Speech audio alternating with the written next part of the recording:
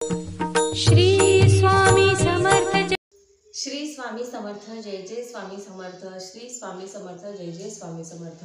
तर स्वागत आहे तुमचं माझ्या चॅनलमध्ये स्वामी समर्थ वाणी। आणि मी तुमच्यासाठी घेऊन आलेली आहे एक नवीन व्हिडिओ एका नवीन विषयासोबत।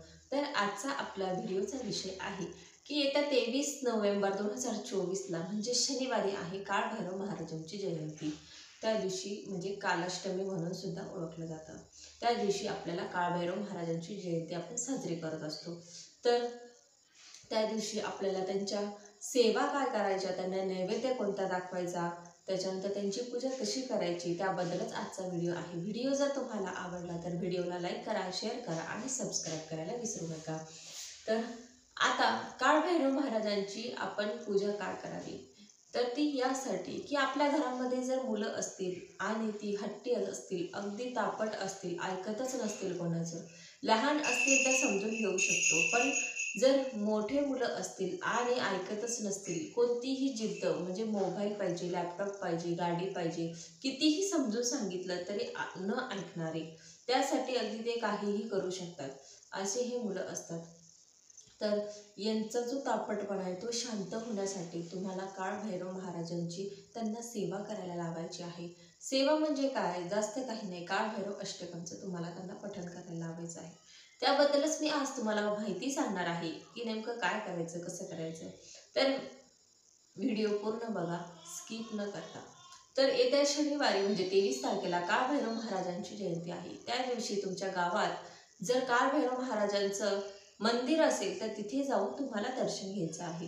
आणि नसेल तर तुम्ही घरी सुद्धा म्हणजे भगवान शंकरांचं दुसरं रूप काळभैरव महाराज आहेत, तर तुम्ही घरी जरी सेवा केल्या, नैवेद्य दाखवला तरीही चालणार आहे। पण तुमच्या गावात जर मंदिर असेल तर आवर्जून तिथे जाऊन दर्शन घ्या। तर शनिवारी तुम्ही तिथे जा, त्यांचा मान सन्मान करा। त्यांचा मान सन्मान करायचं म्हणजे काय करायचं की तुम्हाला नारळ घेऊन जायचं आहे, खडी साखर न्यायची आहे, फुलं किंवा हार घेऊन जायचं आहे आणि तिथे जाऊन तुम्हाला त्यांना ते अर्पण करायचं आहे। त्याच्यानंतर त्यांना हार घालायचा आहे किंवा फुलं वाहायची आहेत, त्यांच्या पाया पडायचं आहे आणि तुमच्या मनातली जी काही इच्छा असेल ती त्यांच्यापुढे मांडायची आहे। त्याच्यानंतर तुम्हाला त्यांना त्यांचा आवडता नैवेद्य घेऊन जायचा आहे। तो म्हणजे कोणता की बाजरीची भाकर, वांग्याची भाजी, त्याच्यानंतर लिंबूची फोड आणि कांदा। तर हा जो नैवेद्य आहे हा तुम्हाला तिथे घेऊन जायचा आहे। समजा तुमच्या गावात जर मंदिर नसेल तर तुम्ही घरात सुद्धा आपल्या देवाऱ्यात तो नैवेद्य ठेवू शकता। त्याच्यानंतर तुम्हाला तो जो नैवेद्य आहे तो घरातल्यांनी थोडा थोडा प्रसाद म्हणून खाऊन घ्यायचा।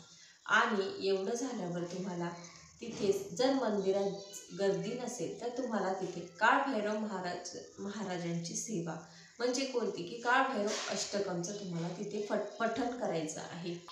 तर अशा प्रकारे तुम्हाला मंदिरात जाऊन 11 वेळेस काळभैरव अष्टकमचं पठण करायचं आहे। याने काय होईल की फक्त हट्टीपणा आणि जिद्दीपणा नाही, तर तुमच्या घरामधले काही मतभेद असतील किंवा शेजार पाजाऱ्यांकडून काही चुकीच्या गोष्टी होत असतील किंवा तुमच्या घरात नकारात्मकता असेल किंवा तुमच्या घरात खूपच म्हणजे असं काही व्यक्ती असतात की घरात नेहमी आजारपणच चालू असतं किंवा नेहमी सिरियसच असतात, तर यावेळेस तुम्ही काळभैरव महाराजांची हे सेवा करू शकतात, म्हणजे काळभैरव अष्टकमची सेवा करू शकता। आणि त्याच दिवशी नाही तर तुम्ही रोज एक वेळेस तरी तुमच्या घरामध्ये काळभैरव अष्टकमचं पठण हे झालंच पाहिजे। याने काय होते की घरातली जी नकारात्मकता असते ती पूर्णपणे नष्ट होऊन जाते, ती जी नकारात्मकता असते ती नष्ट होऊन जाते आणि घरामधले वादविवाद सुद्धा मिटून जातात। म्हणून रोज आपल्या घरामध्ये एकदा तरी काळभैरव अष्टकमचं पठण हे झालंच पाहिजे। आणि काळभैरव जयंतीच्या दिवशी तुम्हाला 11 वेळेस पठण करायचंच आहे आणि तुम्हाला त्यांना नैवेद्यसुद्धा दाखवायचं आहे। तर अशा प्रकारे आज मी तुम्हाला सांगितलं की तुम्हाला काळभैरव महाराज जे आहे त्यांची सेवा कशी करायची, त्यांची म्हणजे काळभैरव जयंती साजरी कशी करायची, त्यांच्या सेवा कोणत्या करायच्या त्याबद्दल मी आज तुम्हाला सांगितलेलं आहे। व्हिडिओ जर आवडला तर व्हिडिओला नक्की लाईक करा, शेअर करा आणि सबस्क्राईब करायला विसरू नका। श्री स्वामी समर्थ जय जय स्वामी समर्थ।